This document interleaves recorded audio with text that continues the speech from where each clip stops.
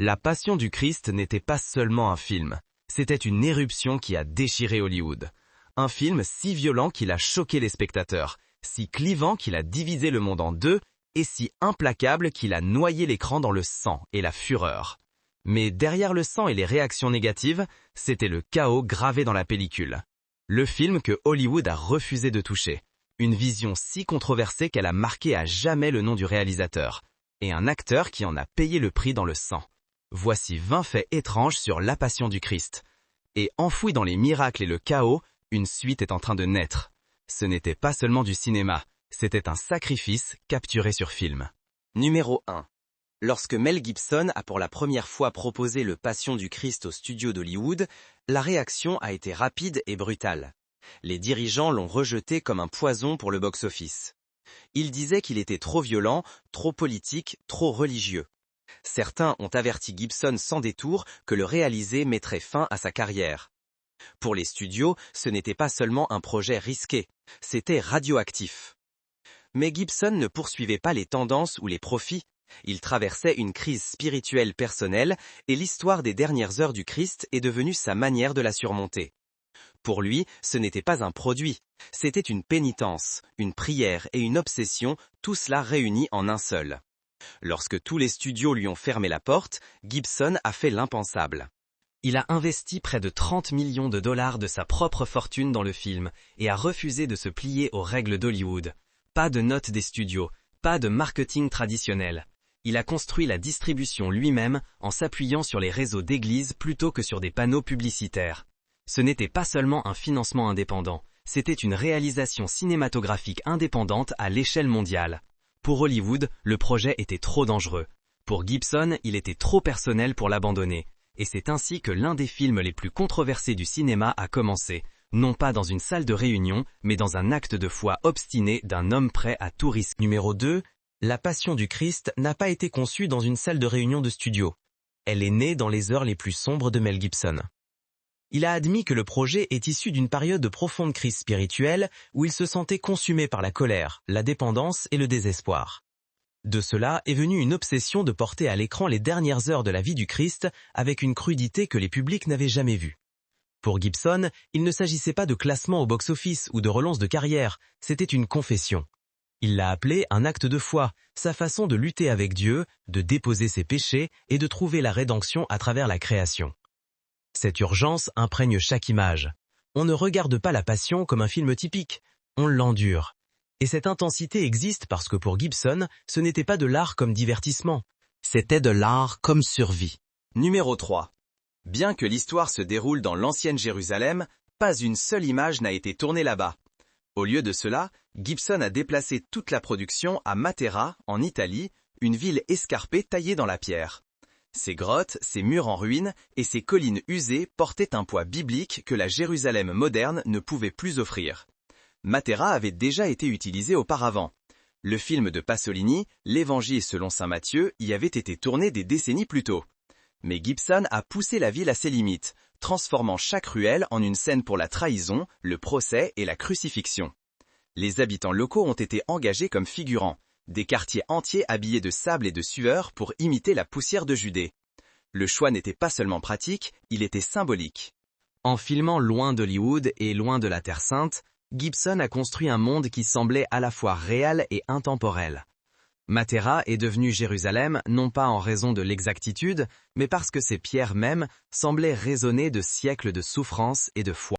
Numéro 4. Quand Gibson parlait d'authenticité, il le pensait vraiment. Chaque ligne de dialogue dans la Passion était prononcée en araméen et en latin, deux langues mortes que les publics n'avaient jamais entendues dans un film grand public. Mais sa décision la plus audacieuse a failli couler le projet. Il ne voulait pas du tout de sous-titres. Il le comparait à regarder un ballet ou à contempler un tableau, insistant sur le fait que l'image pure et l'émotion pouvaient porter l'histoire. Les studios ont rechigné, les financeurs ont paniqué, même les alliés lui ont dit qu'il était fou. Le film a failli perdre son financement parce que Gibson refusait de faire des compromis. Finalement, à la 11e heure, il a cédé. Des sous-titres ont été ajoutés, offrant au public un moyen d'accéder à la langue du monde ancien. C'était une petite concession, mais la différence entre une œuvre d'art silencieuse et un phénomène mondial. Pendant un moment, la passion n'était qu'à un choix près d'être complètement inintelligible. Numéro 5. Mel Gibson n'a pas basé la passion du Christ uniquement sur les évangiles. Une grande partie de ces images provenait d'un livre du XIXe siècle intitulé « La Dolorosa Passion de notre Seigneur Jésus-Christ » qui prétendait retranscrire les visions mystiques d'une religieuse allemande nommée Anne-Catherine Emmerich. Ces récits étaient vifs. Judas hanté par des démons dans la nuit, Marie se penchant pour éponger le sang de son fils sur le sol de pierre, et l'épaule du Christ arrachée de son articulation afin que son bras puisse atteindre le clou. Mais la source était aussi controversée qu'elle était puissante. Les historiens soutiennent que les paroles réelles d'Emmerich ont été fortement altérées, ou carrément fabriquées, par son éditeur Clémence Brentano, un poète romantique avec ses propres intentions. Les critiques ont accusé Gibson de brouiller les faits, la foi et le folklore, en tirant des scènes de visions qui n'ont peut-être jamais existé. Pour Gibson, cependant, ces visions étaient essentielles. Il y voyait une intensité émotionnelle brute absente des écritures traditionnelles. Elles ont donné à son film ses moments les plus obsédants, des images qui ressemblaient davantage à un rêve fiévreux qu'un sermon dominical. Et en les adoptant, Gibson a veillé à ce que son film ne soit jamais une simple retranscription.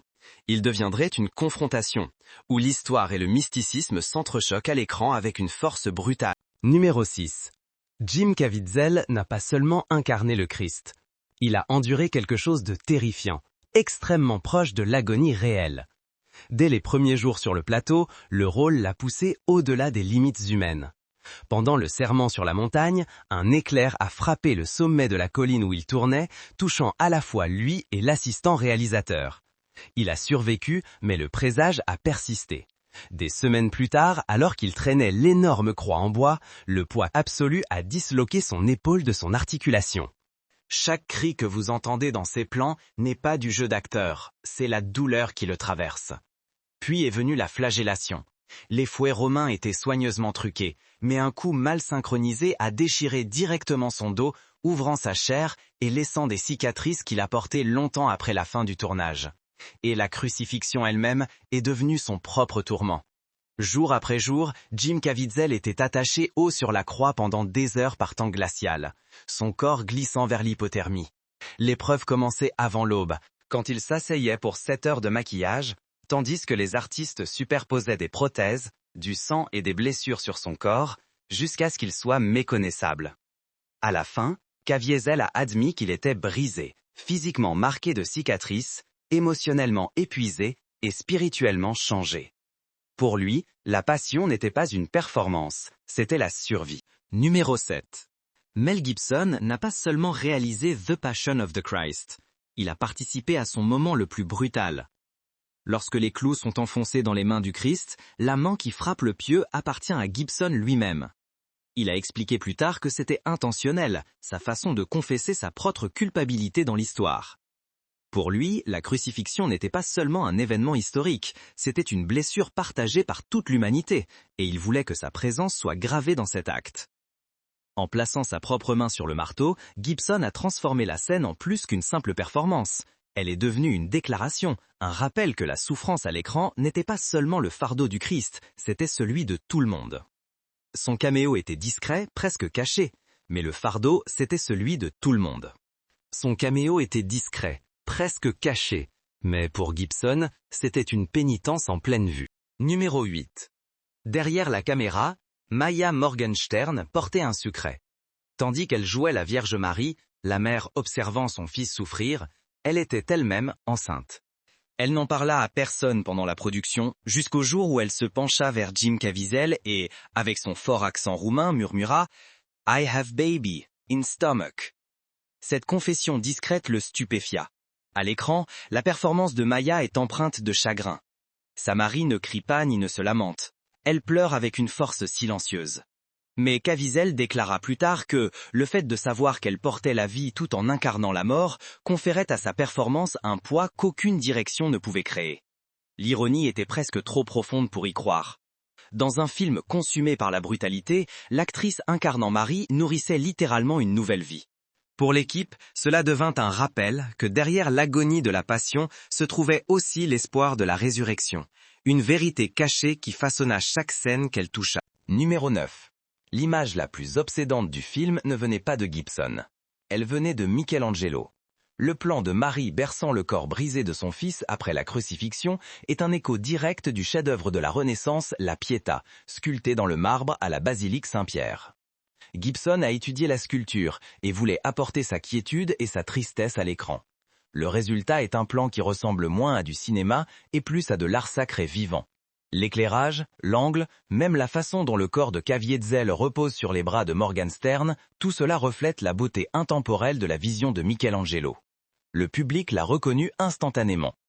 Certains l'ont appelé le moment où le film a transcendé le cinéma pour devenir quelque chose de plus proche de la prière. En ancrant sa violence dans une image que les fidèles chérissaient déjà, Gibson a donné à la crucifixion une note finale de révérence, un moment où l'histoire et l'art convergent en un seul cadre. Numéro 10. Dans l'un des choix les plus perturbants du film, Mel Gibson a choisi l'actrice italienne Rosalinda Celentano pour incarner Satan. Elle s'est rasé les sourcils, a été couverte d'un maquillage pâle et fantomatique et se déplaçait avec une immobilité étrange qui rendait son genre presque indéfinissable. Le but n'était pas le choc pour le choc en soi. C'était de créer une figure qui semblait contre nature, au-delà des catégories humaines. Gibson a décrit le diable comme une présence qui devrait vous perturber, sans explication, assez familière pour être reconnue, mais juste assez décalée pour déstabiliser. L'apparence androgyne de Celentano, combinée à ses mouvements lents et délibérés ainsi qu'à sa voix murmurante, conférait à son temps à l'écran un aspect surréaliste. À un moment, elle berce un nourrisson grotesque qui se moque de la Madone et de l'enfant. À un autre, elle glisse à travers la foule avec un regard qui semble interminable, comme si le mal lui-même vous observait. Les spectateurs n'étaient pas préparés. Certains ont qualifié son interprétation d'hypnotique. D'autres ont dit que c'était l'image la plus perturbante du film. Et c'était exactement le but. En plaçant le mal dans un corps qui défiait les attentes, Gibson a ôté le confort des stéréotypes.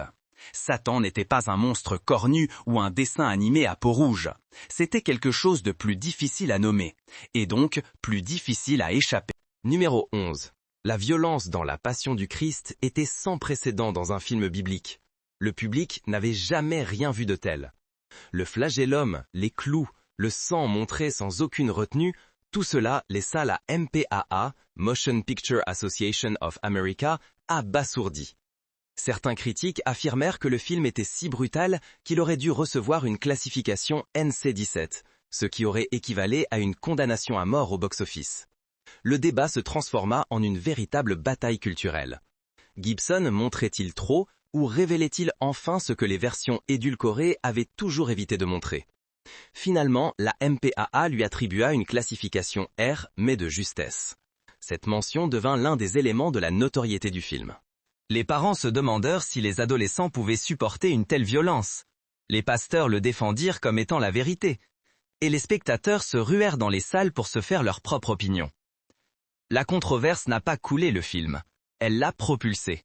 En osant aller plus loin que quiconque l'avait jugé possible, Gibson n'a pas seulement réalisé un film, il a déclenché une conversation nationale. Numéro 12. Dès l'instant où il fut annoncé, la Passion du Christ fut immédiatement engloutie dans la controverse. De nombreux groupes juifs avaient averti que le film de Gibson risquait de ranimer l'un des stéréotypes les plus anciens et les plus dangereux de l'histoire. L'accusation de déicide qui rend les Juifs collectivement responsables de la mort du Christ. Lorsque le film arriva enfin dans les salles, ces craintes explosèrent en première page des journaux. Les critiques soutinrent que le Sanhédrin et les grands prêtres y étaient dépeints avec une telle intensité, leur cruauté si exagérée, que les spectateurs pouvaient quitter la salle en voyant le peuple juif comme les méchants, plutôt que comme la machinerie d'exécution de Rome.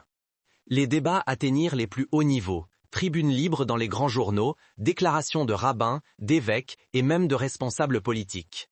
Gibson se défendit en affirmant que son intention n'avait jamais été la haine, mais la fidélité à l'écriture et à sa vision. Pourtant, pour beaucoup, le mal était fait. Des manifestants se postèrent devant les cinémas. À l'intérieur, le public restait divisé entre les larmes de dévotion et le malaise face à ce qu'il voyait. Le réalisme sidérant du film imposait une confrontation.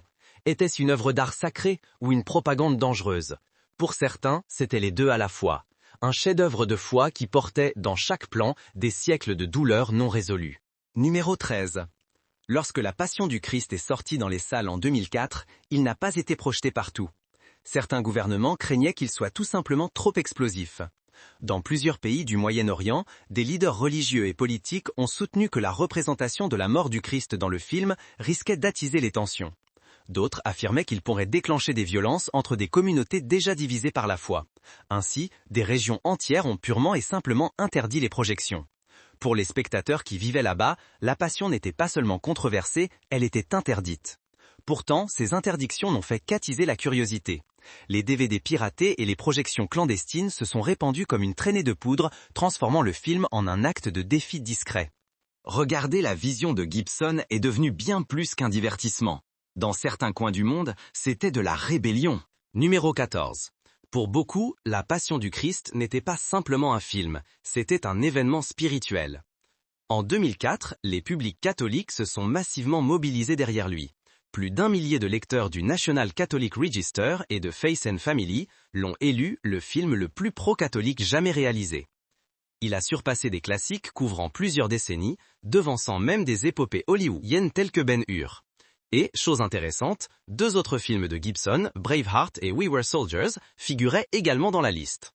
Les critiques ont remarqué que son œuvre portait un courant étrange, mais indéniable, de foi, de souffrance et de rédemption. Pour les croyants, La Passion est devenue bien plus que du cinéma. Des paroisses entières ont loué des salles de cinéma, des groupes de prière ont organisé des projections, et le film a été prêché depuis les chaires. Il ne s'agissait pas de divertissement, mais de témoignage. Un film qui, pour beaucoup, ressemblait moins à une narration hollywoodienne qu'à un appel spirituel projeté sur grand écran. Numéro 15. Lorsque The Passion, La Passion du Christ, est sorti, Hollywood s'était préparé à des manifestations et à des protestations. Au lieu de cela, quelque chose d'extraordinaire s'est produit. À travers tous les États-Unis, les groupes paroissiaux et les communautés ecclésiales se sont mobilisés comme jamais auparavant. Les congrégations ont mis en commun leur argent pour acheter des blocs entiers de places, parfois même des salles de cinéma entières, afin de s'assurer que des milliers de personnes voient le film dès le week-end de sa sortie. Pour de nombreux pasteurs, ce n'était pas simplement un film, c'était un outil d'évangélisation, un instrument de ministère. Ils ont encouragé leurs fidèles à inviter des amis, de la famille et même des inconnus. Des quarts entiers de paroissiens ont rempli les multiplexes, et les projections se transformaient souvent en cercles de prière dès que le générique de fin commençait à défiler. Ce mouvement de base, véritablement populaire, a créé une vague culturelle immense. Les salles de cinéma qui s'attendaient à rester à moitié vides étaient combles. Les chiffres du box-office ont explosé, non pas grâce à la publicité traditionnelle, mais parce que les communautés de foi ont transformé La Passion en un événement national. Numéro 16. Lorsque La Passion du Christ a enfin débarqué dans les salles, il n'a pas simplement été projeté, il a explosé. Les analystes avaient au mieux prédit un retour modeste, s'attendant à ce que le public fuit la brutalité et la controverse du film. Au lieu de cela, les files d'attente pour les billets faisaient le tour des pâtés de maison. Des groupes paroissiaux louaient des salles entières, remplissant les fauteuils de fidèles qui traitaient les projections comme des pèlerinages. Dans certaines petites villes, des bus arrivaient des paroisses rurales, déversant des spectateurs qui avaient parcouru des heures rien que pour vivre ensemble ce spectacle. À la fin de son exploitation, le pari indépendant de 30 millions de dollars avait rapporté plus de 600 millions de dollars dans le monde entier, en faisant à l'époque le film classé R ayant rapporté le plus d'argent de l'histoire. Ce qui a choqué Hollywood, ce n'était pas seulement les chiffres, mais leur provenance. L'Amérique rurale, les petites villes, les églises de banlieue, des démographies que les studios prenaient rarement en compte dans leurs prévisions de box-office. Les dirigeants qui avaient autrefois ri Gibson au nez ont été forcés d'admettre l'impensable. Il avait touché un public qu'il ne comprenait pas, et, ce faisant, il avait réécrit toutes les règles du jeu. Pendant des semaines, le film a dominé les conversations. Non seulement en tant que film, mais comme un séisme culturel qui a prouvé que la foi pouvait remplir les salles plus bruyamment que n'importe quel super-héros. Numéro 17. Dès que John Debney obtint enfin le feu vert pour composer la musique, il refusa de se contenter de la tradition. Il fusionna des instruments moyen-orientaux tels que les doudouks et des tambours anciens avec des chœurs grandissants et des cordes orchestrales. Le résultat n'était ni purement moderne, ni purement ancien. Il était intemporel. La partition ne se contentait pas de rester poliment en arrière-plan, elle tonnait, gémissait et pleurait, épousant l'agonie visible à l'écran. Dans la séquence du flagellum, la musique frappe comme des coups. Dans les moments silencieux de Marie, elle flotte comme une brume matinale. La bande originale devint un personnage hantant à part entière, amplifiant la brutalité tout en élevant le film à une dimension mythique. Pour beaucoup, ce n'était pas seulement un accompagnement. C'était le son même du chagrin, qui résonnait longtemps après que les crédits se furent éteints, et qui prépara le terrain à une reconnaissance que personne n'avait anticipée. Numéro 18. L'ironie veut que Gibson ait failli sortir le film sans aucune musique du tout.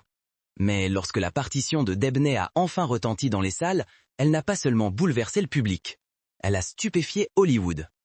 En 2005, La Passion du Christ a obtenu 3 nominations aux Academy Awards, dont celle de la meilleure musique originale pour Debney.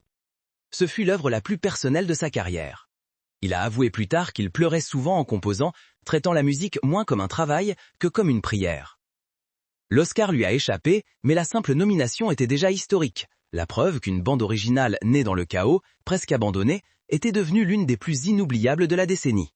Numéro 19. Pour une partie des acteurs et de l'équipe, La Passion du Christ a été bien plus qu'un simple travail. Le film est devenu un tournant spirituel décisif. Luca Lionello, l'acteur qui incarnait Judas, a commencé le tournage en se décrivant lui-même comme athée. Vivre de l'intérieur l'histoire de la trahison et de la rédemption l'a bouleversé jusqu'au plus profond de lui-même. À la fin de la production, il avait fait baptiser ses enfants, fait bénir son mariage et était revenu à l'église. Même les figurants ont été touchés. Jim Caviezel a raconté qu'un homme jouant un garde romain dans la scène de la flagellation avait discrètement demandé le baptême peu après. Des témoignages ont circulé sur des spectateurs sortant des salles de cinéma transformés, certains en larmes, d'autres en prières. Que chaque récit puisse être vérifié ou non, l'héritage est évident. Ce film a effacé la frontière entre le cinéma et la confession. Pour beaucoup, ce n'était pas seulement une histoire projetée sur un écran, c'était une rencontre spirituelle. Numéro 20. Pour Jim Caviezel, incarner le Christ n'était pas seulement le rôle d'une vie, c'était le rôle qui a changé sa vie à jamais. À l'écran, sa souffrance avait l'air biblique. Hors écran, le prix à payer était bien plus personnel. Après que La Passion du Christ ait pris d'assaut les salles de cinéma, Caviezel s'attendait à ce qu'Hollywood lui ouvre grand ses portes. Au contraire, elles commencèrent discrètement à se refermer. Les directeurs de casting cessèrent de l'appeler. Les gros projets de studio lui échappèrent. Des années plus tard, Caviezel l'admit sans détour. « J'ai été rejeté par ma propre industrie. Je ne faisais désormais partie des exclus. » Les rumeurs qui circulaient à Hollywood disaient qu'il était devenu trop associé à Jésus. Certains affirmaient que sa carrière était devenue radioactive. Pour un acteur qui, après le comte de Monte Cristo, semblait sur le point de percer définitivement, cela ressemblait à un exil. Jim Caviezel révéla plus tard que Mel Gibson l'avait même averti à l'époque. « Tu ne travailleras plus jamais dans cette ville. » Mais Caviezel répondit que sa foi pesait plus lourd que son ambition. Il n'aurait rien changé. Ce rôle lui avait laissé des cicatrices. Il lui avait imposé le silence. Mais il lui avait aussi donné une conviction profonde. Incarner le Christ lui avait coûté une carrière dans l'Hollywood mainstream. Pourtant, pour Caviezel, ce sacrifice ne faisait que rendre sa performance plus authentique. Il n'avait pas simplement joué la passion. D'une certaine manière, il l'avait vécue. Fait bonus. Pendant près de 20 ans, Mel Gibson a discrètement travaillé à une suite de La Passion du Christ, intitulée The Passion of the Christ Resurrection. Mais cette fois, l'accent ne sera pas mis sur la souffrance. Gibson prévoit au contraire d'explorer les mystérieux 3 jours qui séparent la mort du Christ de sa résurrection, une vision qu'il a lui-même qualifiée de « plus grand film de l'histoire ».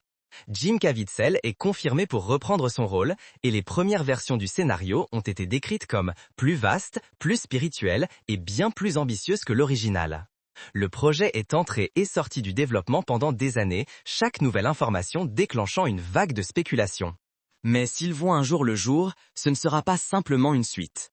Ce sera la tentative de Gibson de transformer l'une des histoires les plus controversées du cinéma en une épopée spirituelle encore plus grandiose, destinée à susciter autant, sinon plus, de débats que la première. La Passion du Christ n'était pas qu'un film. C'était un pari que aucun studio ne voulait prendre. un acte de foi personnel devenu l'un des films indépendants les plus rentables de tous les temps. Il met les textes bibliques, visions de mystique et brutalité crue dans une expérience qui a bouleversé les spectateurs et divisé la critique. Pour les croyants, c'était la représentation la plus puissante du Christ jamais portée à l'écran. Pour les sceptiques, c'était un acte de provocation sans compromis. Et pour Mel Gibson, c'était une confession gravée dans la pellicule. Un rappel que le cinéma peut blesser, guérir et enflammer les débats en même temps. Si ce film vous a secoué, ému ou simplement stupéfait par son audace, laissez un commentaire. Dites-nous quelle histoire audacieuse nous devrions porter à l'écran ensuite. Parce que parfois, les films qu'Hollywood essaie d'enterrer s'élèvent plus haut que quiconque ne l'aurait jamais imaginé.